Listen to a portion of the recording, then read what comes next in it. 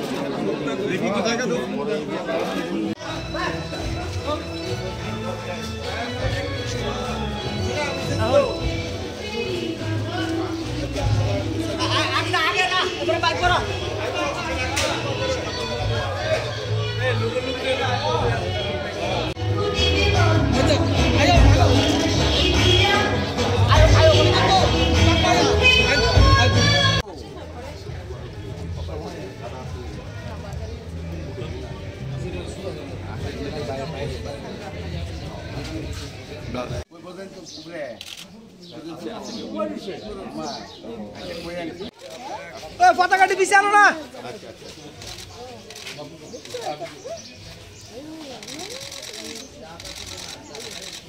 বাড়ি প্রচার শুরু করলেন, বড় এলাকা, সবার বাড়িতে যাওয়া সম্ভব না, কিভাবে প্রচার করবেন? আমি চেষ্টা করব প্রত্যেক বাড়ি গিয়ে প্রত্যেক সম্মানীয় যারা ভোটার আছে, অভিভাবকরা আছেন, নাগরিক আছেন, এই সাতরামনগর বিধানসভা উপনির্বাচনে যারা গণদেবতা ভোটদাতা তাদের কাছে পৌঁছানো, তাদের আশীর্বাদ নেওয়া। কিন্তু সময়টা খুব কম এবং বিভিন্ন কর্মসূচি থাকে, তারপর আমি চেষ্টা করব না হলেও যদি কারোর সঙ্গে ব্যক্তিগতভাবে পর্যায়ে দেখা করতে না পারিও নির্বাচনের পরে তাদের সঙ্গে দেখা করব কাজের মাধ্যমে। আমার দেখাটা হবে কাজ করার মাধ্যমে, সুবাদে ওই এলাকার, ওই মহল্লায়, ওই বিধানসভা অন্তর্গত সমস্ত জায়গায় যে কাজগুলি সিপিএম পরিচালিত বামফ্রন্ট সরকার বা পৌর নিগম তৎকালীন যারা দায়িত্বে ছিলেন, যারা কাজগুলি করেননি, আমাদের সরকার আসার 2018-তে আমাদের বিজেপি নেত্রী সরকার আসার পর আমাদের সাতরামনগর বিধানসভার যিনি প্রয়াত বিধায়ক জননেতা সুরজিৎ দত্তের মাধ্যমে অনেক উন্নয়ন হয়েছে। তারপরও যে কাজগুলি করা সম্ভব হয়নি বা সুরজিৎ দত্ত যে কাজগুলি করার জন্য চিন্তাভাবনা করে গেছিলেন, ওনার যে চিন্তাভাবনা অকাল প্রয়োজনে যেটা করতে পারেনি সেগুলি প্রায়োরিটি বেশি করব এবং সবার সঙ্গে আমি দেখা করব। নির্বাচনে এই সময়টা হয়তো সবার কাছে সরাসরি হয়তো অনেক বুথে যেতে পারবো না, কিন্তু আমি বুথ মিটিং করব, পদযাত্রা করব, সভা করব। আমাদের দলীয় তরফ থেকে, আমাদের সরকার তরফ থেকে রাজ্যের এবং দেশের উন্নয়নে মোদিজির পক্ষে আমরা ভোট চাইব এবং আমাদের যিনি প্রার্থী পশ্চিম ত্রিপুরা লোকসভা আসনে প্রাক্তন মুখ্যমন্ত্রী বিপ্লব কুমার দেবের পক্ষে আমরা ভোট চাইব। রামনগরবাসীরা আমাদের আশীর্বাদ করবেন। আমি নিজে প্রার্থী ছিল সাতরামনগর বিধানসভার উপনির্বাচনে, আমাকে আশীর্বাদ করার জন্য আপনাদের মাধ্যমে সকল ভোটদাতাদের কাছে আন্তরিক প্রত্যাশা করছি এবং আশীর্বাদ আমাকে করবেন, কাজ করার সুযোগ দেবেন, এই বিশ্বাস রাখি আমি রামনগরের সার্বিক উন্নয়নে সকলকে নিয়ে কাজ করার চেষ্টা করব।